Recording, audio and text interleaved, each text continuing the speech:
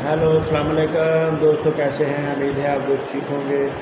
आज हमारे बेटे अफनान की हैप्पी बर्थडे है और साथ में पाकिस्तान की भी हैप्पी बर्थडे है। आज 14 अगस्त 1947 को आज के दिन हमारा पाकिस्तान मर्द वजूद में आया और हमारा बेटा भी 14 अगस्त 2016 को मर्द वजूद में आया।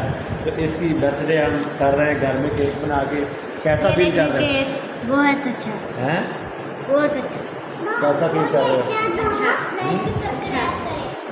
आप हमारी वीडियो को लाइक करें, शेयर करें, कमेंट करें। आपको कैसा लग रहा है? हरम को कैसा लग रहा है? अच्छा लग रहा है, अच्छा लग रहा है, हरम को कैसा लग रहा है? अच्छा लग रहा है। खाला को कैसा लग रहा है? ब्यूटीफुल। हैप्पी बर्थडे करें। Happy birthday happy birthday to you Afnan, birthday to you Afnan, to you Afnan. आप लाइक करें, शेयर करें, कमेंट करें। पाकिस्तान जिंदाबाद, पाकिस्तान जिंदाबाद, पाकिस्तान जिंदाबाद, जिंदाबाद पाकिस्तान जिंदाबाद।